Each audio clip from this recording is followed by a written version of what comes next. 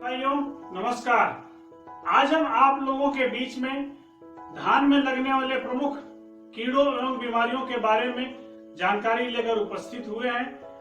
चर्चा शुरू करने के पहले आप लोगों को एक सूचना देना चाहते हैं। आप लोगों के लाभ के लिए कृषिका यूट्यूब चैनल पर खेती बाड़ी और पशुपालन से संबंधित जानकारी प्रदान की जाती है।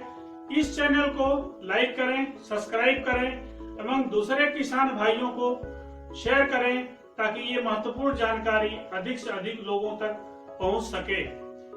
किसान भाइयों, धान में लगने वाले प्रमुख कीट जैसे गाल मिर्च यह तने में प्रवेश कर अंदर तने को खाते रहते हैं। प्रभावित पौधों की पत्तियां अगरबत्ती की तरह ऐठी रहती हैं, पौधे की बढ़वार रुक जाती है।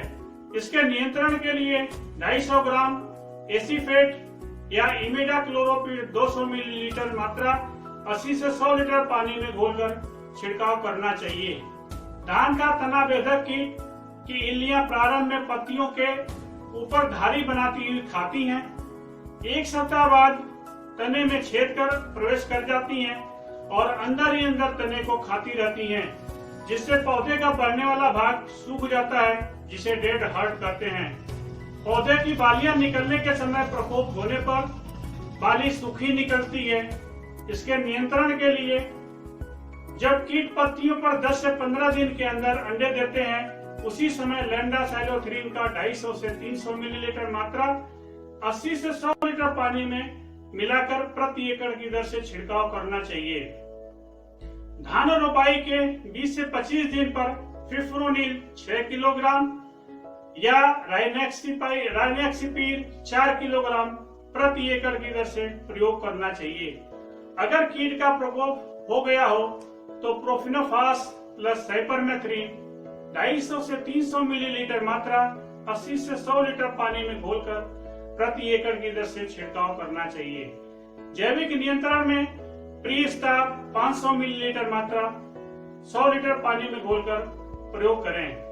धान की पत्ती लपेट कीट पत्ती को मोड़कर जाला बनाकर छुपा रहता है और पत्ती का हरा रंग खुरच कर खाता है। इससे पत्ती सफेद दिखाई देने लगती है। इसके नियंत्रण के लिए लैंडासाइलोथ्रीन का 300 मिलीलीटर मात्रा 100 लीटर पानी में घोलकर प्रति एकड़ की दर से छिड़काव करें। जैविक नियंत्रण में प्रीस्टाप का 500 मिलीलीटर मात्रा 100 लीटर पानी में घोलकर छिड़काव करना चाहिए। हिस्पा कीट काले रंग का आगे से नुकीला होता है। यह पत्तियों का हरा रंग खुरच कर खाता है, जिससे पौधों की बढ़वार रुक जाती है।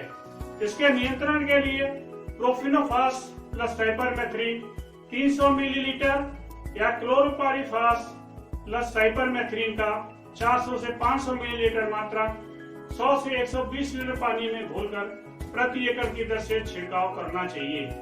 सैनिक कीट का प्रकोप रात के समय होता है। यह कीट पत्तियों को काटकर गिरा देती हैं। बालियां निकलने की अवस्था में लगने पर यह बालियों को काट देती हैं। इसके नियंत्रण के लिए एसीफेट की 250 ग्राम मात्रा 100 से 120 लीटर पानी में घोलकर प्रति एकड़ की दर से छिड़काव करना चाहिए। धान का हरा फुदका कीट पत्तियों का रस चूस लेता है, पत्तियां पीली पड़ने लगती हैं।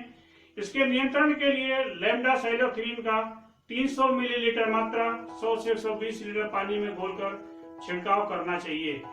गंधी बग कीट यह पत्तियों का रस चूसती रहती हैं।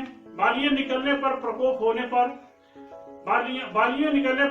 होने पर दूध की अवस्था में बालियों का रस चूस लेती हैं, जिससे बालियां खाली रह जाती हैं। इसके नियंत्रण के लिए इमिडाक्लोरोपिड 150 मिलीलीटर या थायोमेथाक्जाम 100 ग्राम मात्रा 100 से 120 लीटर पानी में घोल बनाकर छिड़काव करना चाहिए।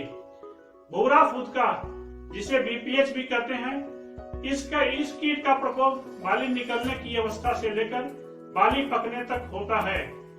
इस कीट का प्रजनन बहुत तेजी से होता है। भूरा फुदका जमीन के पास के तने का रस चूस लेता है। इससे प्रभावित फसल टुकड़ों में सूखी पुआल की तरह हो जाती है और शीघ्र ही पूरी फसल सूख जाती है। यह लक्षण खेत में दूर से ही दिखाई देता है।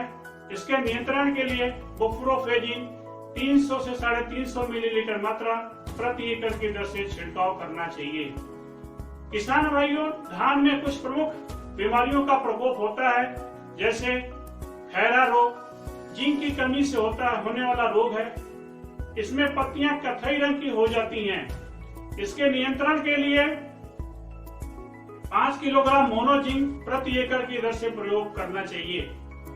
धब्बा रोग, यह फफूंद से लगने वाला रोग है। इसमें पत्तियों पर छोटे छोटे भूरे रंग एवं काले रंग के धब्बे पाए जाते हैं। इसके नियंत्रण के लिए हेक्साकोनाजोल 250 से 300 मिलीलीटर मात्रा या प्रोपिकोनाजोल 200 मिलीलीटर मात्रा 90 से 100 लीटर पानी में घोलकर प्रति एकड़ की दर से छिड़काव करना चाहिए। रोग की रोकथाम के लिए रूट केयर 5 मिलीलीटर मात्रा प्रति किलोग्राम बीज की दर से उपचारित करके बोना चाहिए। रोगरोधी प्रजातियों का चुनाव करना चाहिए। धान का झोंका रोग फफूंद से लगने वाला रोग है। इस रोग से पत्तियां, गांठें एवं बालियों का आधार प्रभावित होता है। पत्तियों पर नाव के आकार के भूरे धब्बे पाए जाते हैं। धब्बों के बीच में सफेद रंग होता है। रोग की उग्र अवस्था में गांठें एवं बालियों का आधार प्रभावित होता है। बालियां टूटकर गिर जाती हैं। रोग के नियंत्रण के लिए ट्राइसाइक्लाजोल का 150 ग्राम मात्रा 100 से 120 लीटर पानी में घोलकर प्रति एकड़ की दर से छिड़काव करना चाहिए। जैविक नियंत्रण में रूट केयर 500 मिलीलीटर 100 लीटर पानी में घोलकर प्रति एकड़ की दर से प्रयोग करें। शीत झुलसा फफूंद से होने वाला बीमारी है। कल्ले की अवस्था और दूध बनने की अवस्था में लगता है। पानी की सतह से ठीक ऊपर पौधे के आवरण पर फफूंद अंडाकार जैसा हरापन लिए हुए स्लेटी उजाला धब्बा बनता है। पत्तियों के आधार एवं पत्ती पर बड़े बड़े धारीदार हरे भूरे या पुआल के आकार के रोगीय स्थान बनते हैं। इसके नियंत्रण के लिए प्रोपिकोनाजोल का 200 मिलीलीटर या हेक्साकोनाजोल 300 मिलीलीटर मात्रा 100 से 120 लीटर पानी में घोलकर प्रति एकड़ की दर से छिड़काव करना चाहिए। जैविक नियंत्रण में रूट केयर 500 मिलीलीटर मात्रा 100 लीटर पानी में घोलकर प्रयोग कर सकते हैं। जीवाणु झुलसा रोग, यह जीवाणु द्वारा लगने वाला रोग है। सर्वप्रथम पत्तियों के ऊपरी सिरे पर हल्के पीले जलधारित धब्बे के रूप में दिखाई देता है। पत्तियों पर पीली या पुआल के रंग की लहरदार धारियां किनारे से शुरू होकर नीचे की ओर बढ़ती हैं और पत्तियां सूख जाती हैं। रोग के लक्षण प्रकट होते ही नत्रजन का प्रयोग रोक देना चाहिए। रोग के नियंत्रण के लिए कॉपर ऑक्सीक्लोराइड 500 ग्राम मात्रा, स्ट्रेप्टोसाइक्लिन 12 ग्राम मात्रा 100 से 120 लीटर पानी में घोलकर प्रति एकड़ की दर से छिड़काव करना चाहिए। इसका छिड़काव 7 से 10 दिन के अंतर पर 2 बार करना चाहिए। फॉल्स स्मट या झूठा कंडुआ रोग फफूंद से होने वाला रोग है। इसका लक्षण बालियों पर पीले रंग का पाउडर सा दिखाई देता है। ग्रसित दानों का रंग पहले मटमैला एवं पकने पर काला हो जाता है। रोग के नियंत्रण के लिए मोटे धान में कॉपर ऑक्सीक्लोराइड की 500 ग्राम मात्रा और पतले धान में कॉपर ऑक्सीक्लोराइड की 300 ग्राम मात्रा 100 से 120 लीटर पानी में घोलकर छिड़काव करना चाहिए। जैविक नियंत्रण के लिए रूट केयर का 500 मिलीलीटर मात्रा 100 से 120 लीटर पानी में घोलकर प्रति एकड़ की दर से प्रयोग करना चाहिए। प्रभावी रोकथाम के लिए बीज को फफूंदनाशक से उपचारित करके बोना चाहिए। प्रभावित क्षेत्र से बीज का चुनाव नहीं करना चाहिए। आप लोगों का धन्यवाद।